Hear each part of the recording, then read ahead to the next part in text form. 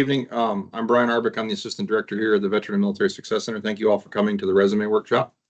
If you haven't already, please sign in. If you're not already and you want some, please have as much pizza as you can possibly stuff in your face. It's here for you. Drinks are on the other computer station right back there if you're thirsty, so just work your way around and get it. We are going to be doing this both live in person, but we're also going to be broadcasting it to our friends out through Microsoft Teams. So we've got some students signing in from other locations to join us. So presenting tonight is Anna from the CCO. She's going to talk to us a little bit about resuming writing. To coin a joke that's been used once or twice already. So thank you again. Thank you all for being here. As a reminder, we have our Military Connected Career Fair. Hi, come on in. You're right on time. We have our Military Connected Career Fair next Monday. So on the books right now, we've got Lilly, we've got Crane, Toyota Material Handling, Procter Gamble, Caterpillar, Owens Corning, Walsh Group, DFAS, and Sonopar are coming to talk to our students. It's private. It's just them to talk to just you. And you're the first people on campus talking to any of them. So if they have interview slots for the week, you get first cuts. So feel free to join us. We're going to be over in Kroc Leadership Center, which is across the street from the COREC. That'll be 6 o'clock there on Monday. Tuesday in here, Lockheed Martin's coming for a private visit. They're not coming to IR this year, but they are coming in here. So they'll be set up in the shop here all day on Tuesday.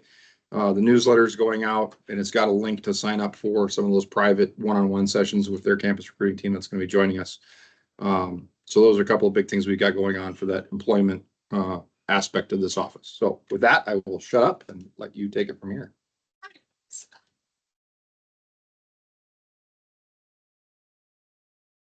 Absolutely. My name is Tim Hill. I am what's called a local veteran employment representative.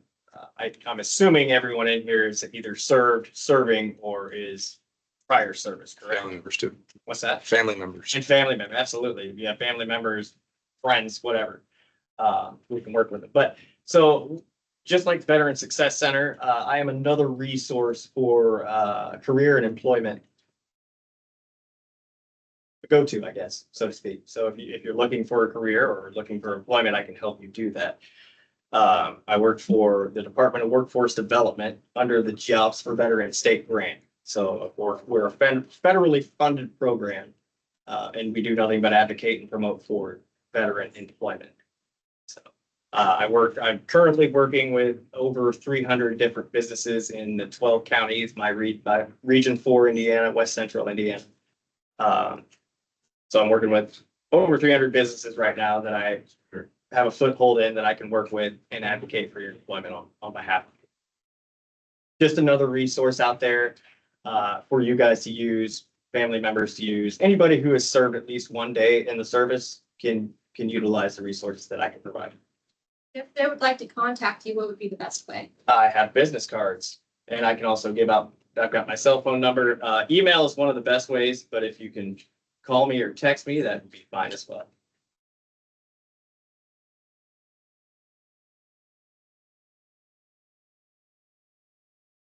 Fantastic. It's a full house. How's everybody doing this evening? Good. Okay. So we're going to wait for people to settle down.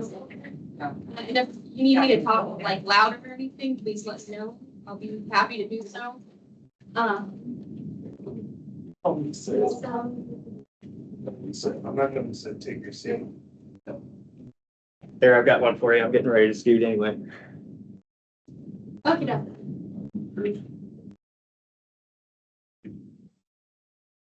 So without further ado, let's resume writing. So I want to start with an opening question. And I want you to kind of think about this question to yourself. Then I want you to find a partner and kind of talk about it with them. And then I'd like a couple folks to share with me your answer to this question. So my question is, what does a good job look like? So take a couple minutes and think about it, talk with somebody meeting you, and then let's share. So Pleasure to meet you. Yeah. Full name? Yeah, thank you. Something that you want to go every day. Yeah. Something that I'm not part of it. Yeah, no, that job, right? And And like the bigger vision of your company itself. Like, You're getting paid, I guess. something I can tell you more or less believe in, because at the end of the day, you're gonna have good days. You don't stress, you don't do it Yeah. every day, and You gotta have that, you like, you gotta be able to have that far sight, like, you know, hey, I'm like, we're working for something good. Yeah. Every day is, It's something that doesn't realize, yeah, right, that's appreciated. Something that doesn't require. I was gonna say, we can. Thank you. You find a good. yeah.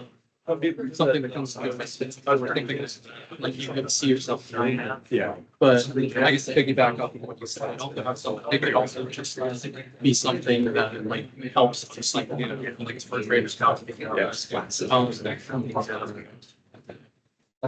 me, like my dream job is to people. Yeah. So that's like. For talking to you so lively about it, I appreciate that. So does anybody want to share with me what you discussed with your partner about what does a good job look like? Sure. Yeah, we, sorry for the Adam. Adam is an engineer and I'm a psychology major with experience working on a suicide lifeline. And we had different things to say. And he talked about achievement, opportunity, a lot of growth, a lot of efficiency, challenge, yeah. And I talked about connectedness with your coworkers, the support and motivation that you get from that. So you had two different things that you're kind of looking for in a job. Yeah, it feels like they're both pretty, not completely, but just different. Okay. Did anybody else have a similar experience where your partner had a different idea of what a good job looks like compared to you? And what sorts of things did you take into consideration when you were thinking about what a good job looks like? Well, we had kind of a different approach to similar of where she believes that a good job has enough money first, but also is fulfilling and kind of satisfies your own passions within the job. And then to me, it was has enough money and time off to like pursue passions outside of it. So it was both things where we need to be stable and secure financially with passions that she was hoping to find in the job and help me find. Well, thank you. So one reason I wanted to ask this question to you, because probably for the first time in some of your guys' lives, you get to choose where and how you work. And so one of the biggest things is asking yourself what a good job looks like to you. This also is very relevant when it comes to resume writing, because when you're writing your resume, you are wanting to kind of approach it with the idea of what sort of position that you have in mind that you want. But you're writing your resume to a particular position that a employer has out. So in order to write an effective resume, you want to make sure that you have the sort of job or the sort of opportunity that you would like. So to get started, we're going to be looking at a couple different areas. First is the look of the resume, the content of the resume, other considerations, and preparing for success. But before I get started with that, how many of you here have a resume already? So a good amount. Okay. Indeed, counts. Indeed doesn't count. How many of you feel good about your resume?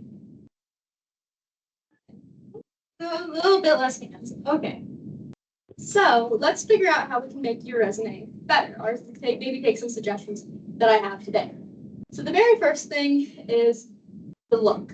So the look starts with your name. Your name should be the biggest thing on your resume. It shouldn't be like gargantuan or anything, but it should be definitely the first thing that the employer sees when they look at it. Some other things that you might have right underneath your name include your phone number and your email address. For those of you who are going to be, who are going to be graduating from Purdue, one thing which is going to be all of you, first of all, but those especially who are graduating soon, I want you to keep in mind that you should have a nice professional personal email address that you can add to your resume, because you don't want to have your Purdue resume on there a month after graduation and employers sending you information that you can't receive. So those are some things to keep in mind. Other things that you can have on your resume include your address, your LinkedIn profile link, as well as a link to a portfolio that you have to showcase some of your projects. I will say that for the address, you no longer need to have your street address. It's okay to have like the city and state only. The street address is kind of from days of yore where an employer might send a letter through the mail to you. Thankfully, we have email, which is a little bit faster. Other things that you can, also, one thing that I do not suggest putting on, which probably won't be that big of a deal for this group of folks, is don't put on your nationality, national origin, or visa status. That also includes other things not to put on are your marital status.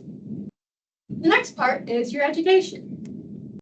I will say that for resumes, the order that you have your resume in tells the employer what you find of most value of yourself and your experience. So I bet for a lot of you who are pursuing an education, right now the education is the most important piece that you want employers to see. So a couple notes on this that I want to put. I have, this doesn't really work on the TV. That's okay. Some of the things I want to point out, because I see this all the time when folks bring their resumes to me, and I don't want you guys to do it, is people have like expected graduation, May 2026, or May 2022 through May 2026. You don't need that. You just need the graduation month and the intended graduation year. Some other things that you can put on your education section include any relevant coursework you've had, your GPA, as well as maybe like some technical skills that you've had while in. Is that even the right thing? Yeah. So any technical skills that you've learned while in school. One thing that I will say, if you're sitting here thinking, hey, my GPA is not that great, you don't have to put it on there. It's just a suggested thing. Typically, we say that if your GPA is like 3.5 or above, then you ought to put it on the resume. But we also say too that like GPA doesn't really matter when you go into the workforce. If you're intending for like a graduate school level, the GPA carries more weight. But I will assure you that no employer has ever asked me what my GPA was while in college, which is a shame because it was a 3.5 and I worked really hard. Yes. Would you say putting a GPA for one? So I'm in graduate school right now pursuing a master's. Would you say putting a GPA for undergrad and leaving it off for master's is acceptable, or should you, if you do it for one, you should do it for both? If you don't do it for one, you should not do it for both. I think for a resume, the most important thing is consistency. So if you have it on one and don't have it on the other, it will look imbalanced. So it's either all in or all out. Thanks for the question. Okay, what else? We also have the experience. The experience section can be in either chronological or functional order. I will say that for the applicant tracking system, which we will get to, the chronological is more friendly for the ATS system, and that's usually putting your latest experience first and then working your way down. The functional resume is more for folks who are linking or putting together certain skills that they've had and just kind of linking them like that, organizing them like that. Something else you need to know is that not every work experience needs to be on your resume. This is to kind of look out for if you have an experience that like you can only find like one bullet point for, or a job experience you didn't really like, you can nix that from your resume. If it's something that's a little bit old that you've done like a while ago, you don't have to put that on your resume. For example, if in high school you had a part-time job, you don't need to put that part-time job on the resume. Unless there's, for some reason, the job that you're applying to would really like to know that you have that part-time job. Like, for example, if you worked at like Target and you know that those folks that you're applying to really likes Target for some reason, you might slide it in there.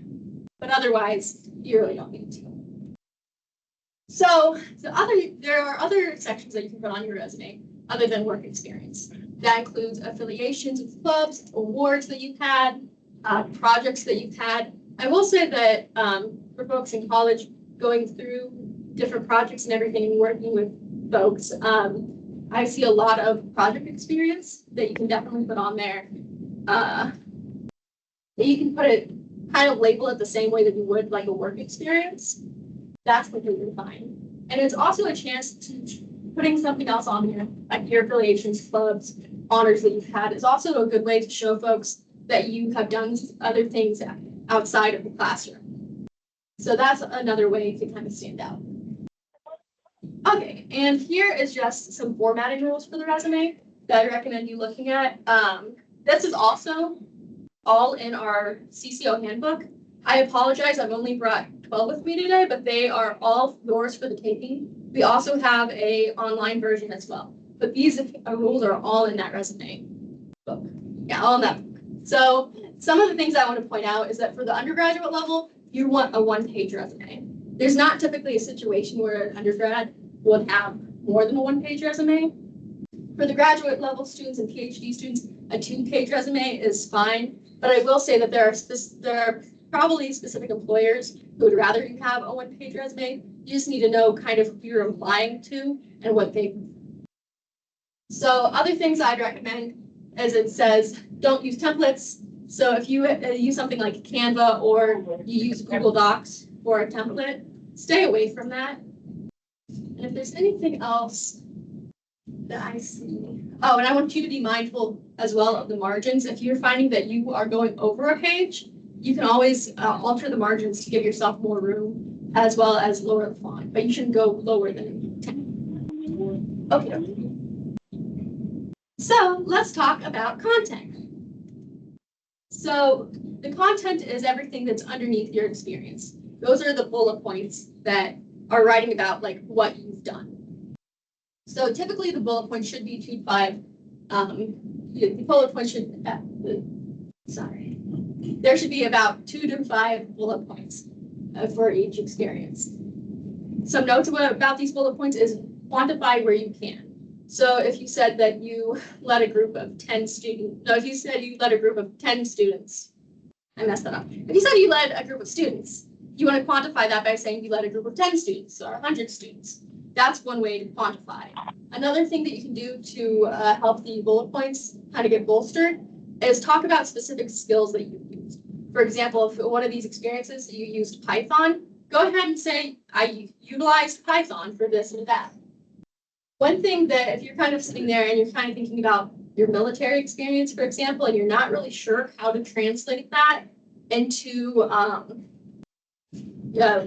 relevant work experience for the civilian world, one thing that I recommend is going back and looking at some of your performance evaluations that you've had while in. Those are good resources because they list the tasks that you completed.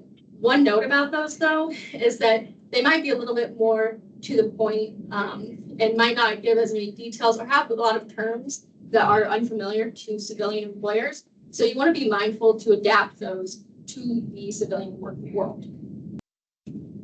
So let's talk about the bullet points. Can everybody see that all right? Okay, so here is an example of a bullet point sentence. It has an identifiable task or a skill, and it's mirroring a skill and an identifiable task. So this one says, analyze documentations and presented findings to the hospital management team. That's a good sentence in itself, right? But could it be better? Yes. Yes, it can definitely be better because it doesn't have a purpose, a method, or a result. So you want to make sure that when you are looking through your bullet points, that you're adding in either a purpose, a method, or a result to those bullet points.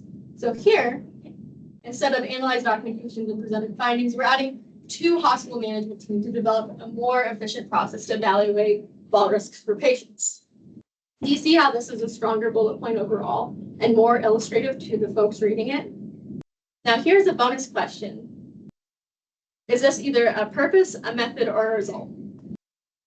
You get a gold star. I don't have physical gold stars, but you get a metaphorical gold star. Purpose. Yeah, it is a purpose. Is there anything that kind of like told you that it's a purpose? Tells you why you were doing it.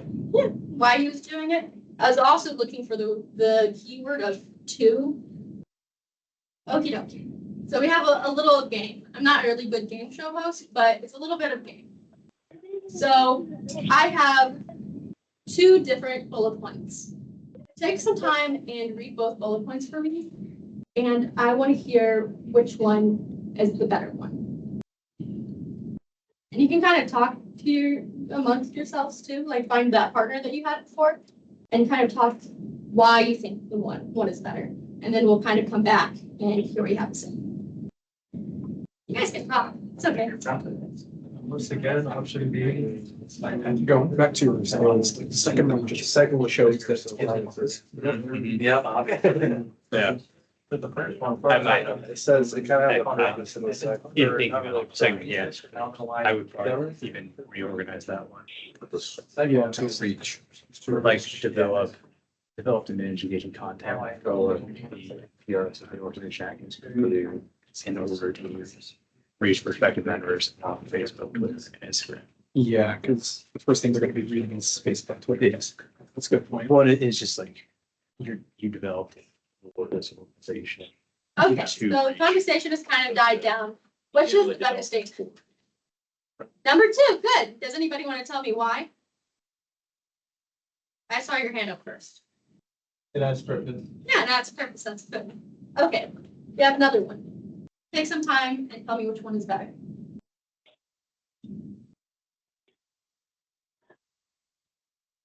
Say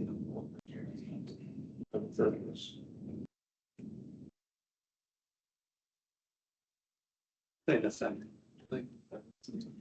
The first one's done this, but your employer wouldn't know what a Clark's sales effectiveness technique is if you're not explaining it.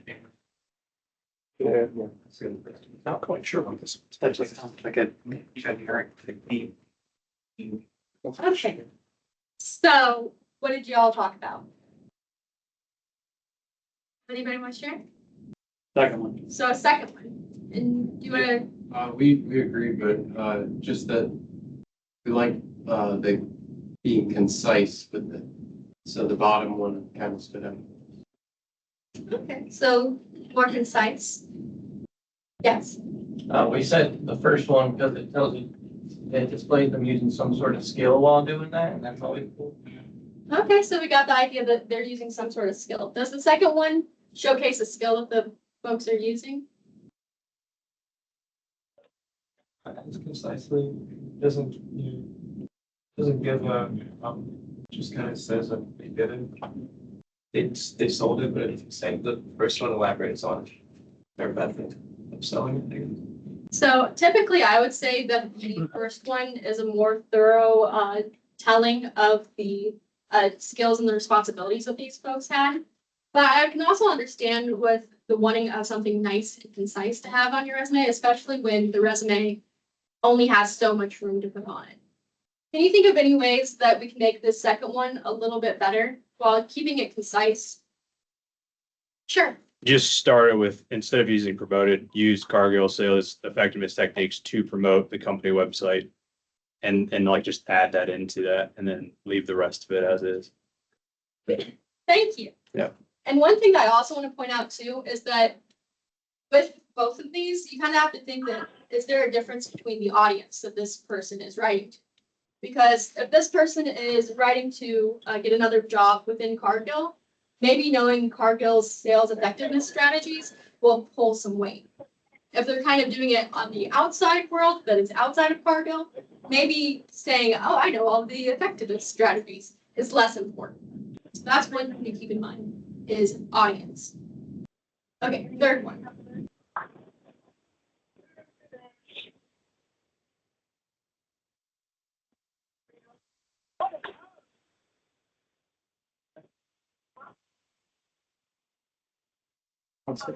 Just because it quantifies the impact.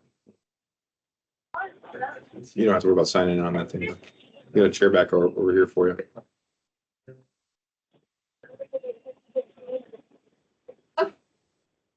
Does anybody want to test which one is better?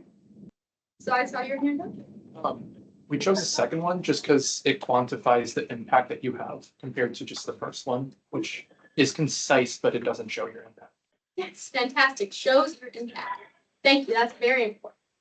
Now, don't hate me, but I have another interactive thing that I'd like you to do.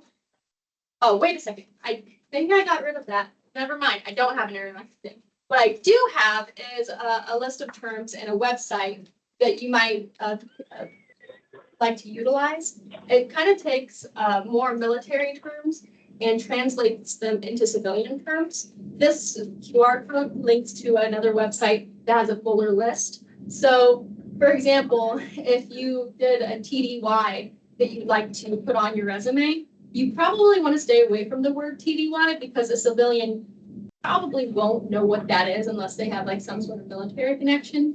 And you want to assume that they don't understand all of those like little military terms because you know that there are so many acronyms that if you're not in that world, you don't know what it is. So instead of TDY, you can say something like business travel.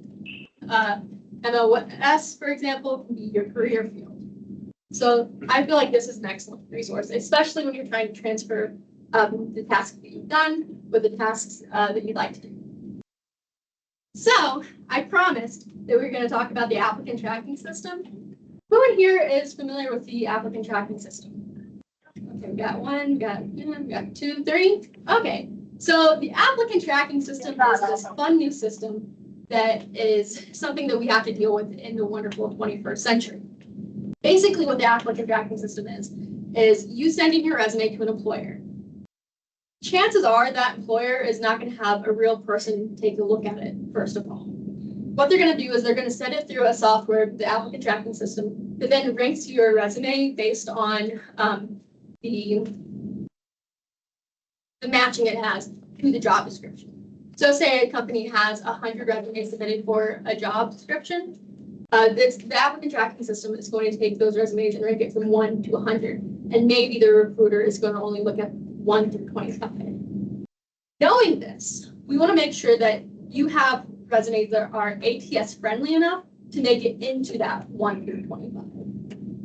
Some things to note with the applicant tracking system is that it will detect and reject resumes if they're majority built with AI. Like, it's okay to use AI to get ideas for your resume, but it should not be the thing that is mainly writing it. That should still be you. So, yes. In terms of career fairs, when you hand your resume over to a company there, do they still run it through the ATS or would the actual people there be the ones looking at that resume? Actual people will look at the resume, yes.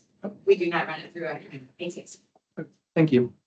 So that's something also kind of good to think about too, is that if you have a resume that you're sending out and handing to folks at a career fair, that might look a little bit different than the resume that you are putting in to the online system. And it's okay to have many, yes. I have 2 points. One, I have used before AI to help me translate military bullets into a resume point. I use it as a starting thing, right? So I could take a bullet right off of my NCOER and put it into an AI, chat GPT or whatever, translate this bullet into a civilian friendly resume bullet for fill in the blank industry. And what it spits out can be a decent starting point. So if you're really stuck on how to translate some of your military experience into something that's applicable to that industry, you can use that as a tool to get you started. To Anna's point, don't make that the only thing that you do. Don't copy and paste it directly, everything AI says, and go with it, because there will be some mistakes and stuff in there, but at least it gives you a starting point. 2, on the applicant tracking system. I retired from the military after 22 years of active duty. I was currently employed as the director of operations for a professional sports organization when I applied to this job, and the applicant tracking system said I was not qualified to work here as the assistant director serving a military connected student population. So just to highlight a point that you can be perfectly qualified. If your resume isn't built right to get through that system, you might never get seen. So there's some ways around it. I'm sure Anna's going to cover it, but the applicant tracking system can be your best friend. It can also be your worst enemy.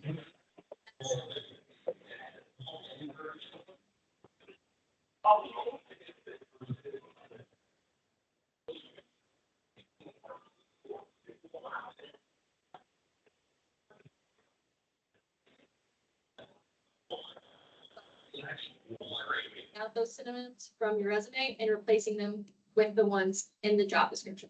So for example, if in your resume you say communicates well with people, but the job description is using has interpersonal skills. Take out that communicates well and put in interpersonal skills. Yes. Just another point on the applicant tracking systems. Those are created, the structures are built by people, right? There's somebody on the other end of that computer that's filling in the information for that applicant tracking system to be able to weed through resumes. That is only as good as the person sitting at the keyboard putting the stuff in. Anybody in here ever copy and pasted things before? What do you want to bet that that person that's putting the stuff into the applicant tracking system has copied and pasted words right out of the job posting and into the applicant tracking system? You want to make sure you're meeting some of their keywords. You might want to use some of the keywords that they've got right in their job posting. So if you can rewrite your bullet using some of their exact verbiage, like if you coding system, but they say Python and you've got experience with Python, maybe you don't want to write experience coding in multiple platforms. You want to write Python, because that might be a word that they've put in the applicant tracking system as a discriminator that's going to weed you out or push you through. So just remember, that's not Skynet. That is somebody, usually in the HR department or the hiring managers, that are inputting the data into that applicant tracking system. If they misspell a word on that, congratulations, it just weeded out everybody. I know I was also the hiring manager for our organization. So I was responsible for making sure that was set up. And I can tell you for a fact that a typo put into the applicant tracking system on the employer side will kill every resume that comes through if they didn't also misspell the same word.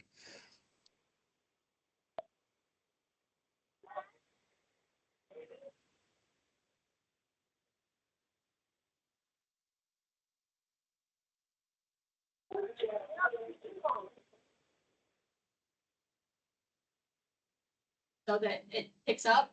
And to that, I say, please don't do that, because it's showcasing a lack of integrity. Plus, you don't want to be the folks caught out doing that. And then it's like, okay, not only is this resume thrown out now, it's probably thrown out forever. So I don't think anybody here would do that, but I just wanted to put a disclaimer there. Don't do that. Okay.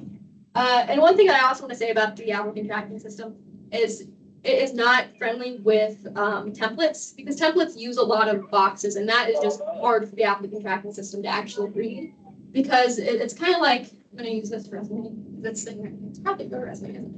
Yeah. You get a gold star for that using this. So the applicant tracking system will literally read line by line. Yep. So if you're using templates with boxes, it can't read that. If you're using columns, it's just going to go from one column to the next like it was one sentence. And it comes out looking like mistyped gibberish. Stay with. Some ways that you can check if if your resume is applicant tracking system friendly. I think I forgot my Is creating card it with in a Word my car. document. So that is just kind of building it down from a Word document. Everybody here should have access to Word. Then taking it and saving it as a PDF to send it to companies. That way you keep the structure of the resume how you want it to be. One thing that I will say, that when you do send these PDF copies to employers, make sure you're not sending the same PDF copy over and over and over again, because eventually the file will corrupt and you'll be sending a corrupted document that doesn't show your resume at all to the employer, and you lose out all that hard work of actually applying to that company. I learned that the hard way, so don't do that. Go back and save that original Word document every now and again. One other thing that you can do is take that PDF document, copy and paste it into a Word document. If it keeps the same structure, it's probably applicant tracking system friendly. Has anybody here applied to a job? So you know how you like upload your resume, and then the very next screen, it wants you to put in all the details from your resume into tiny little boxes? Exact same thing. If you have to do that a lot, then it's probably not applicant tracking system friendly. So that's one thing to keep in mind. Okay. You just sent this. Okay. What else? There's a lot of this. So there are other things to consider when you're writing this resume. You are writing to an audience, so you have to think, who is your audience? Then you have to think, what does your audience want? And the third question to consider is, how do you take the skills that you have and compare it or make it the skills that the audience wants? So there are a couple different ways that we can kind of do this. One, we're going to think about what are some attributes that employers want. Does anybody want to give me some suggestions? Go ahead. A team player, good teamwork skills. Okay, good teamwork skills. What else? There are not too many wrong answers here. You want to say? You can say. Okay, you can say. Critical thinking skills, good. What else? Communication, you gotta be able to work, like communicate, not like teamwork within your team, but then you gotta communicate outside of the team a lot of times too. Good. Effective communication. Okay, good. Good. Okay. So one thing that NACE, or the National Association of Colleges and Employers, have done for us is they send out a survey to employers asking that same question of what employers want. And the answers that they receive back are very similar to a lot of the things that we talk about today. So I can't really read the screen too well, but number one is problem solving skills. Then number two, ability to work in a team, effective teamwork. Communication skills, especially verbal communication skills. Strong work ethic and flexibility and adaptability. Yes, Has anybody done any of those things in the military?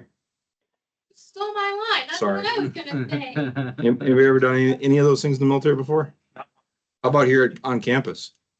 You had to solve some problems here on campus? Have you had to work in a group project? I mean, communication skills, you guys write on campus every day. Strong work ethic, you're at Purdue, let's be real. And flexibility and adaptability. How many times have things changed on campus? But every 7 seconds, right?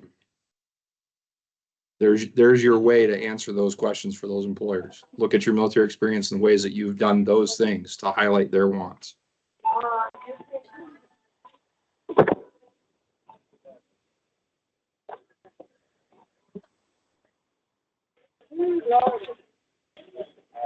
Company websites. You can talk to the CCO and use our resources. You can look at career trends, job descriptions, or you could talk to people at the company. Like, you know, if an employer comes on campus or something, that's somebody that works at the company that you can talk to. And utilizing the resources that you have to talk to those folks, that's something that you can do here, and that has a lot of great facilitation for talking to folks who work at the company. So other ways that you can talk to folks who work at the companies, besides folks who come to career fairs, is talking to family and friends. Maybe they know somebody at a company that you're particularly interested in. You can ask to be introduced to them so they can ask them some questions. Others include Purdue alumni. I know that a lot of student organizations do things like fireside chats with alumni. I know that the Veterans Success Center has done that in the past. Yep. So it's about taking advantage of those opportunities as well to show up and ask questions. Others include classmates, academic advisors, and CCO consultants. It's me, I'm a CCO consultant. Other folks to ask are professors and TAs and LinkedIn connections. Not only is this a good time to ask employers how you would be a good candidate for their company and what sorts of skills you should be looking into so that you can match the job descriptions when it comes up, but it's also a time where you can ask them about the company's culture, what sort of things goes on with the company. So say you find a company that you think is perfect for you, but then you find out that they have like 25-hour work days and you just don't want that for yourself. So that's a good way to kind of figure it out. So one thing we talked about was utilizing the job description. So what I'd like you to do is with a partner, and I think this is the last interactive thing that I have, so, but with a partner, go ahead, take some time, read through this job description that I pulled literally from my CCO, identify 2 soft skills and 2 technical skills. You guys can talk together. And you can get up and look at it closer if you can't read it. Yes. Communication skill.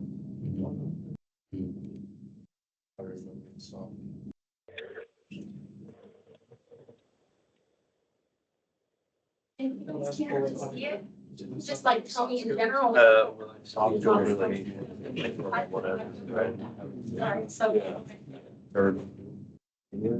Technical and and I have a few things. There are bullet points. And I'd say that technical writing. Oh, you said technical writing.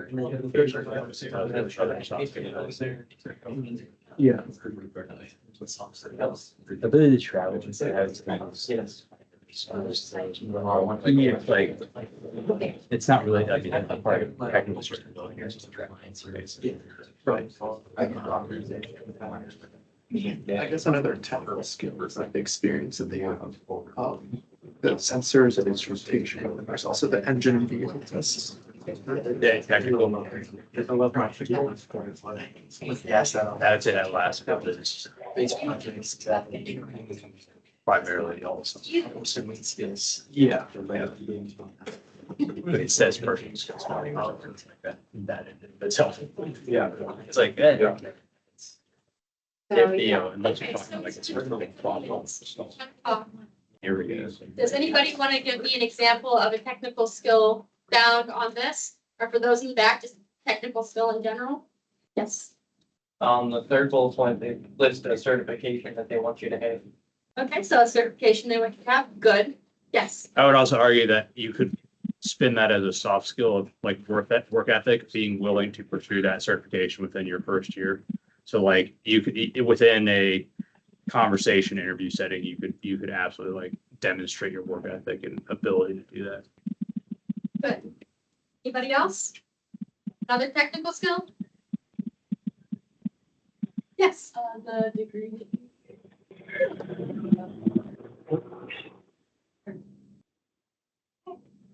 Good. Thank you. What about some soft skills?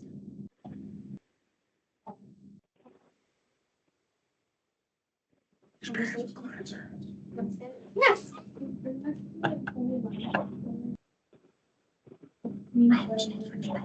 Time management skills.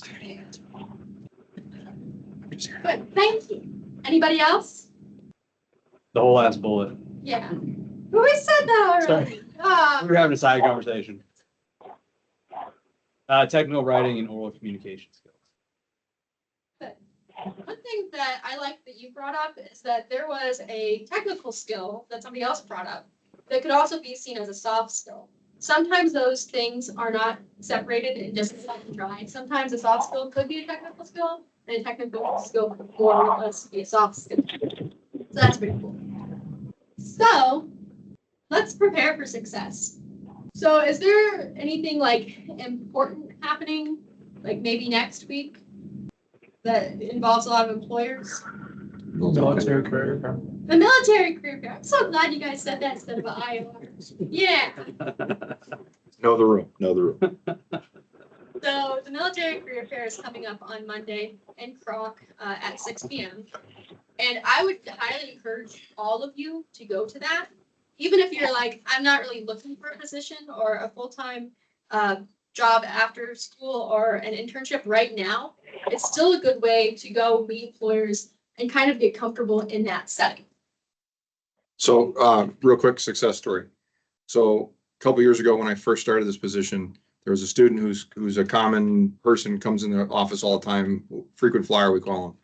And we were doing the military connected career fair, and I asked him if he was going to attend. He's like, nah, I don't really have time. I was like, you really should. He's like, nah, I really don't have time.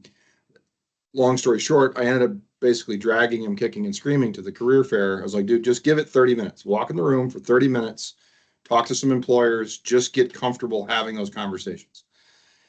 2 hours later, he came out of the room saying, oh my God, that was amazing. I just landed an internship for next summer. So not only did he walk in the room to kind of feel it out, but he managed to go all the way through and was offered an internship, paid internship for the summer for the following year. So now he had the rest of the school year to not worry about any of that stuff because his summer paid internship was taken care of. This last summer that just ended, he was on another internship from the first internship. And he came in here on the first day of class and said that he has been offered a full-time position with his dream company starting at $96,000 a year. And it was all because he came to the career fair for 30 minutes and started having a conversation with some employers because his second internship he met because he was working on the first internship. And the position he got hired into was because he was working on that second internship.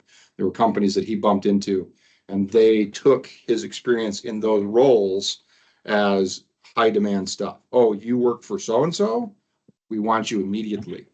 Because your industry credibility goes up if you're working in an internship or fill in the blank organization, right? You gain some industry credibility, which is an area that a lot of military connected veterans especially struggle with. Yeah, you've got all this military experience, but how does that apply to underwater basket weaving?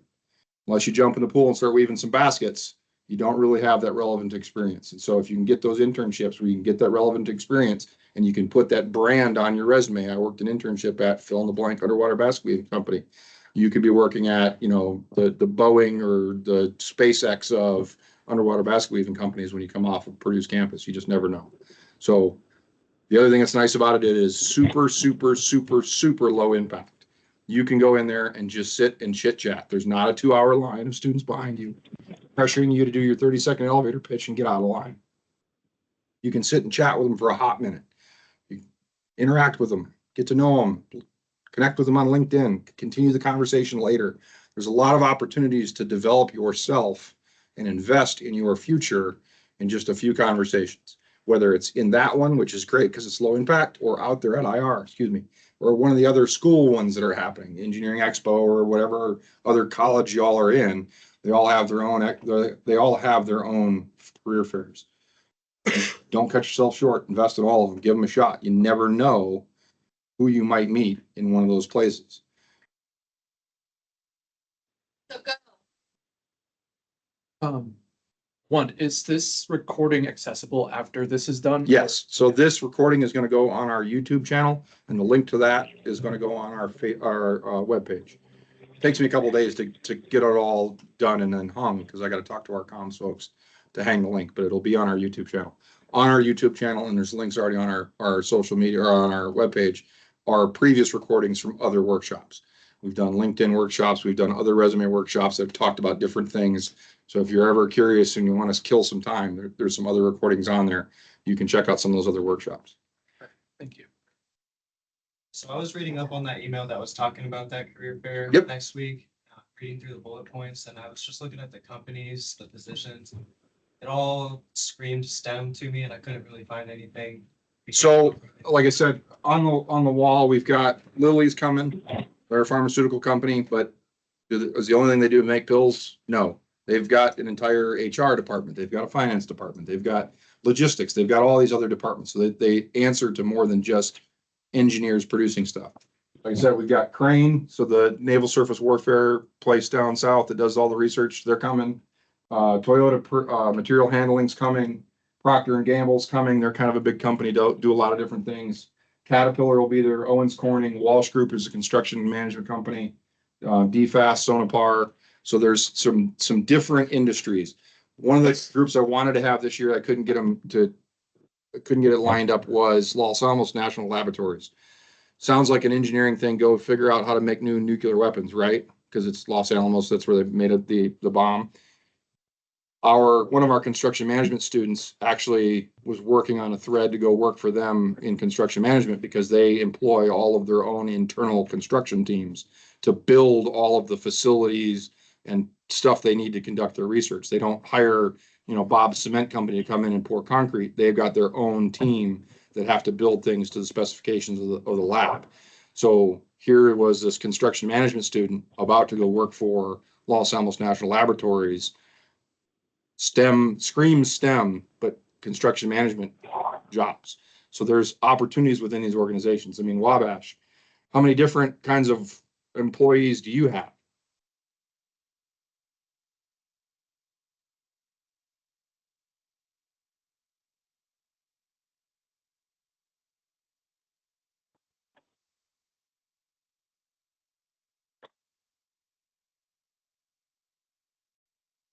That, and then when you see the reps at these career fairs, you're set. I mean, not to hype a competitor, but Caterpillar's got an initiative right now that if you get hired on a Caterpillar, they will locate you anywhere in the world that you want to work. So if you want to get hired on a Caterpillar and go live in Germany, they can locate you in Germany. You want to go live in the Philippines, you want to go live in Japan, you want to go live in Africa, wherever. They've got plants, facilities all over the world. They are so interested in hiring talent from here at Purdue University that they will put you anywhere on the globe you want to work. There's not a lot of companies making those kinds of offers. So where do you want to go? Name your location. We will put you there. That's kind of a cool offer. So there's opportunities within all these employers, but you won't know that stuff unless you come talk to them.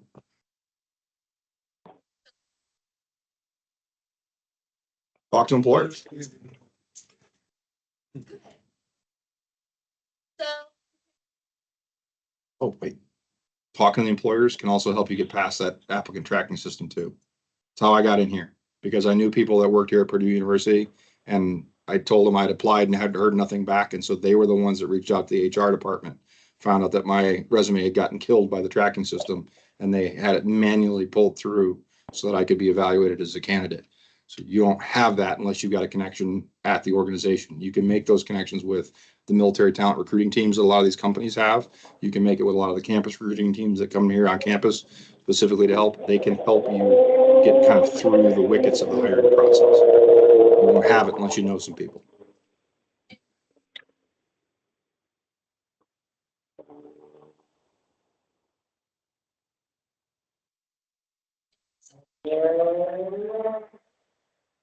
Not as scary as it sounds. I don't know, does networking sound scary? I think it sounds scary. So how else can you get started now to build your resume? One thing that I have suggested before, and I encourage you to do, is check out job posting and see what skills are required. So for example, in that one job posting, we saw that they wanted a certain certification. So if you have that certification, if you don't, how easy is it for you to get that certification? Another thing is to attend career fairs and networking nights. So we have a career fair Monday, go to it. Another thing you can kind of ask yourself is, do you have the skills that they're looking for? If not, what does it take to get those skills? And how can you get them, and how can you refine them? Yes. Do you have to have 100% of the skills that are in the job posting to apply for it? Absolutely not. Okay. So you don't need to be a complete perfect match before you hit the apply button? No, Okay. no. A lot of folks who actually get those positions probably have about 60% of the required, or what is required. And keep in mind too, that the required listing on a job posting is usually more or less the employer's wish list. Do you find that to be true? Yes, yeah, I was gonna say, we will put what some hiring managers say required, but it's like with this experience and this motivation with the communication, it's a holistic approach. So one way that you can check out job postings are kind of even things like career fairs, utilizing MyCCO. How many of you in here have used MyCCO before? Okay, so some folks, okay. MyCCO/Simplicity, it's also known as Simplicity, is the premier job posting platform for Purdue students. What I mean by that is companies that want to recruit at Purdue will go ahead and put all their job postings on MyCCO. And what's kind of nice about that is that even though these job postings are available for the larger world, the fact that they're taking their time out and putting it on MyCCO tells you that they already have a positive bias to Boilermakers. So you can use that to your advantage. You can log in with your Purdue credentials, see information about job fairs and postings. You can create a public profile that makes you available to be seen by employers. And one note is to log in every other month or risk being blocked, so that you don't have to then email askcco@purdue.edu to unblock you. So it's kind of a good habit just to kind of go in and see what's happening there. One thing that I want you to definitely do when you get into MyCCO is upload your resume. If you have a resume that you feel good about already and you're ready to share it with the world, you need to go onto your public profile and upload the resume. The reason that you want to do this is that employers come to the CCO and they request resume books of our students. And if your resume meets the requirements of what they're looking for, you could get your resume sent into that resume book and become a candidate for something that you didn't even have to apply for. So less work for you. Another benefit of that is that you can see all of the career fairs that we have going on. Another benefit of MyCCO is scrolling through, seeing the career fairs that we have. One thing that I will say is that a lot of these career fairs, they kind of sound like, industrial engineering fair. You might think that that's only open to engineering students. It's not. All of those companies are also hiring folks who have maybe psychology experience or experience in finance. It's a large variety of folks. They just happen to come to the engineering fair. And one thing to kind of know about that too is that some of these companies that are coming, this might be the only time that they're here on campus. So if you see a company of interest and going to a career fair that you are kind of thinking about going to or not, go to the career fair, because that might be the only time this semester that you see that company. So another important thing, well, that it lost my button. So imagine that this is a blue button that says attend. Okay, you're imagining it, right? So on each of those career fairs, you can have a button that is on the right-hand side that you can click attend. When you click that attend to that career fair, as long as you have your resume uploaded, that resume will be in a resume book specifically for those employers attending that career fair. So say there's a career fair that you're kind of thinking about, maybe you can attend, maybe you can't. Go ahead and just click attend for that career fair so that your resume is in the list with those employers. Something else that's kind of great about my CCO, as you can see all the employers who are attending the career fair, and guess what? This is your time to do research before going to the career fair, figuring out the morals of that company, figuring out any special projects that they're doing, so that when you're going up to them at the career fair, you're not the regular sort of person that they're seeing who says, okay, great, what does what does Deloitte Consulting LLP do? You're approaching them a little bit higher, saying, oh, I see that you're working on this project, or I saw this position. You're being able to approach them at a little bit of a higher level. Okay, so here are some resources that you might find useful.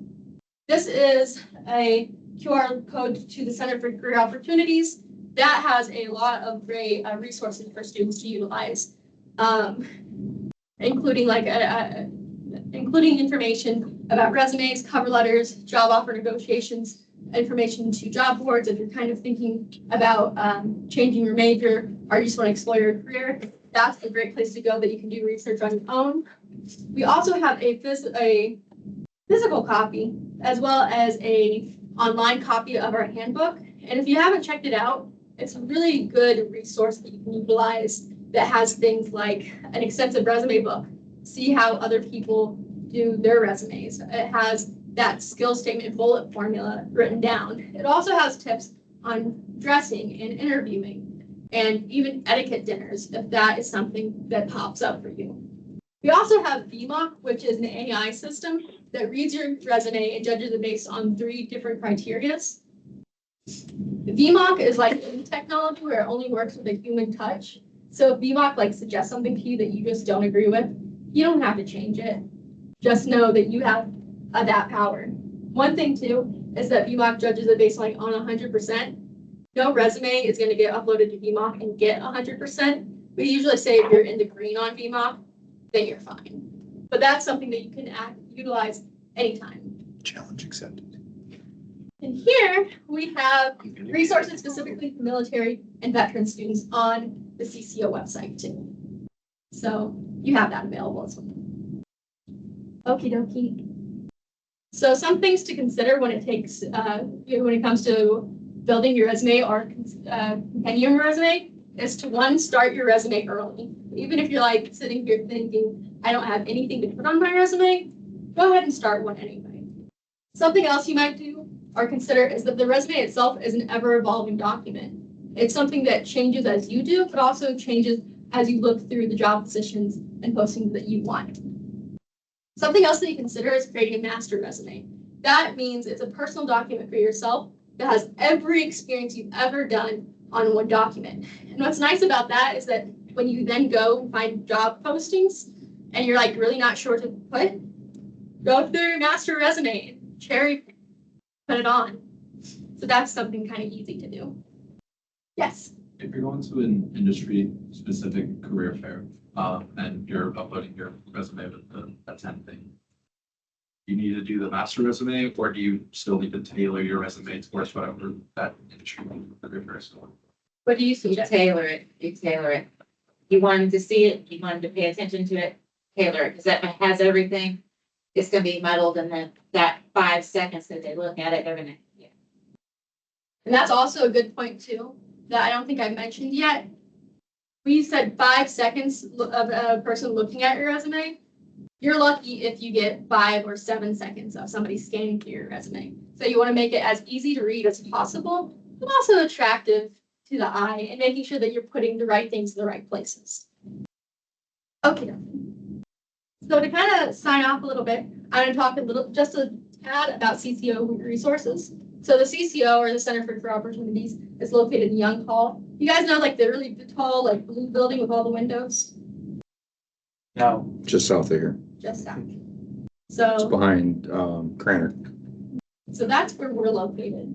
If you want to contact us, you can send an email to askcco@purdue.edu, go to our website, www.cco.purdue.edu, or call us at 765-494, I think that's 3981. We offer a lot of services for students. For example, one-on-one career appointments. That's an appointment with somebody like me. We can talk about a variety of subjects, including grad school planning. If you're a PhD or master's student, we can talk about career planning for that, as well as job search strategies. If you're not really sure where to start with the job search, or say you are in a major that you're not really loving, we can talk through that and maybe find a major that you will love. Or you are in a major that you are absolutely excited about, but not sure how that translates into a career. We can also have an appointment that talks about that. We also have quick chats, which are quick 15-minute appointments in and out, talking to a career consultant, looking at things like resume, cover letter, LinkedIn, my CCO, public profile page. It's something that you can do same day. Like I said, quick, easy, in and out. We also host workshops like this online. So those workshops can be found on the CCO's calendar. Those are all virtual. They aren't recorded, so it's like either come or you don't. But we have lots of them coming up this fall, and we'll have more in spring. And then the last thing is, if you are pre-med, pre-health, pre-vet, pre-law, you want to talk to the pre-professional advising. And I did grab a couple of their postcards that I have sent to our handbooks if you're wanting to learn some more information about them. And my last thing is, what are 2 to 3 steps? I lied. I didn't tell you that there's one more interactive element. What are 2 to 3 steps that you can take right now to help build your resume? Yes. Like you said already, just making a master resume doesn't have to look attractive, just chronologically listing off all the most important things that you've done, most noteworthy. Yeah, just kind of putting it on paper, visualizing it before you start organizing it. That's good. Yes. Anything else? Yes. The biggest thing for me that I'll probably focus on is just getting those bullet points and the action words and the descriptions after. Good. And I will say that the CCO handbook has a huge page of just like action verbs that you can pull from, as well as weak verbs that they suggest you not use.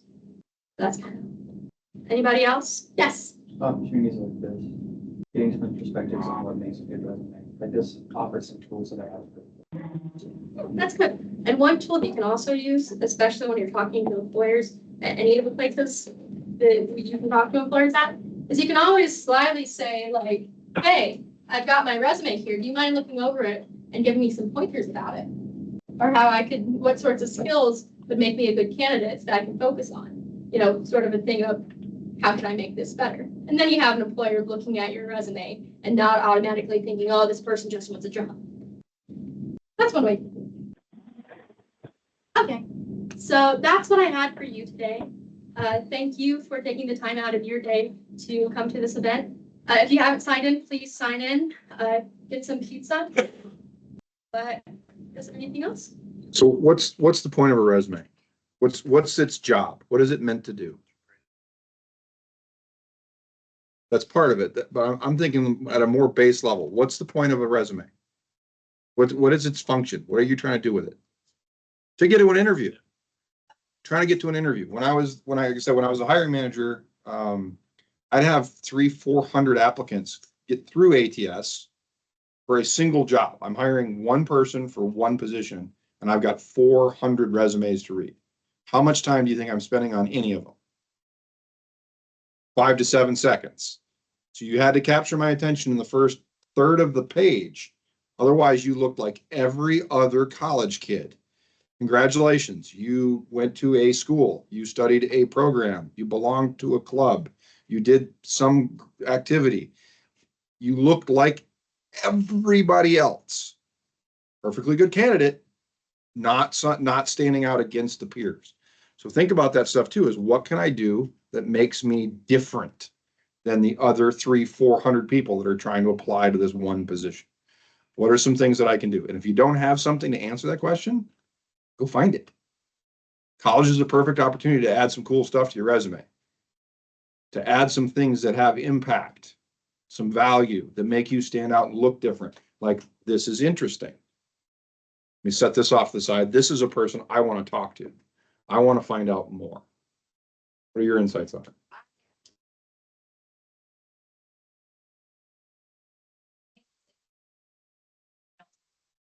Yeah.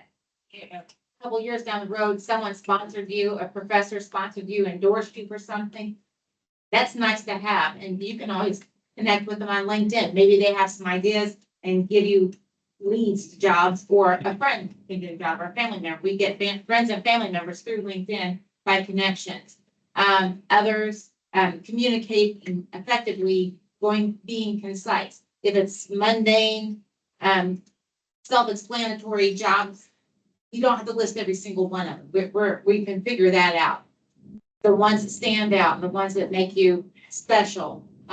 Don't neglect volunteer work. Anytime you've done volunteer work, you might have organized and did a food drive and you coordinated things. You're a project manager right there, boom. And you can list all the stuff, the skills you learn in that. So that's something to have like on the master list so you can pull from, I've done this, because if you don't have a lot of work experience, you can pull off a lot of volunteer experience, and you work with people, you collaborate, you work on teams, and you can like highlight yourself that way. I always like, so I also have a master resume, and after my 900 years on this earth, it's about 9 pages long. It's got every job I ever did in the military, all the different duty positions I had, got a bunch of different bullets and different things I've done. It's got all the stuff I did after I retired. And I keep adding to it. Even now, I've got this job listed on it, and I keep adding bullets to it as I accomplish things here at Purdue, because I never know if I'm ever going to need a resume again. So it's something you need to keep up with, but understand your why. When you're building a resume and you're looking at this company, why that company? Why are you interested in them? What's your motivation? Is it just because they got a fancy brand, because that logo looks cool on a t-shirt?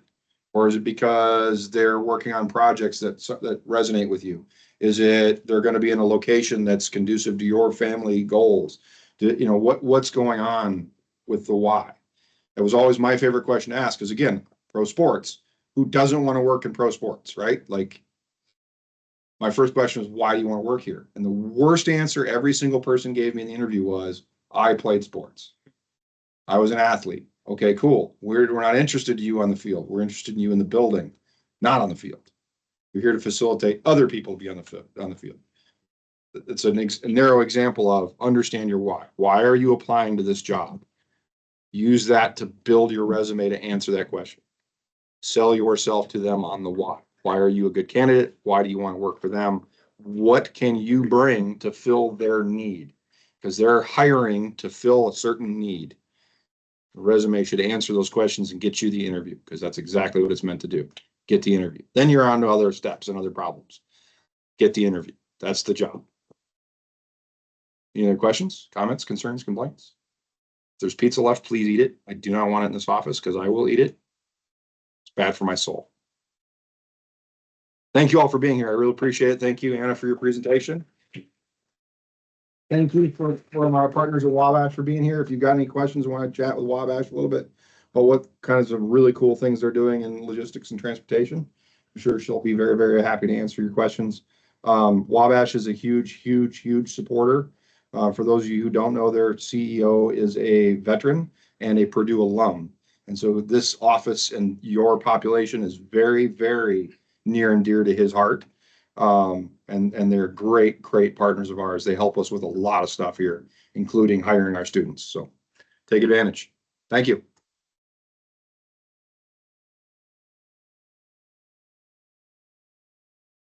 I don't want to keep anybody. You don't have to leave if you want to talk to some folks or ask questions. But if you've got to go, don't feel like you got to stay either. So it's on you at this point. And I'm always here. If you guys want to come by with your resumes, I'm happy to do appointments and sit down and read through them for you. So if I come by tomorrow to print them all? You can come by. I won't be here. Okay. I am remote tomorrow after I get done with my VA doctor's appointment in Brownsburg. Yeah, maybe.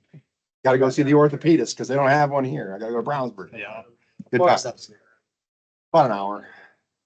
About an hour drive. Leave the chairs. I'll clean up. Don't worry about the chairs. Thank you all for being here. Thank you. Thanks for being here. Sorry. I come late.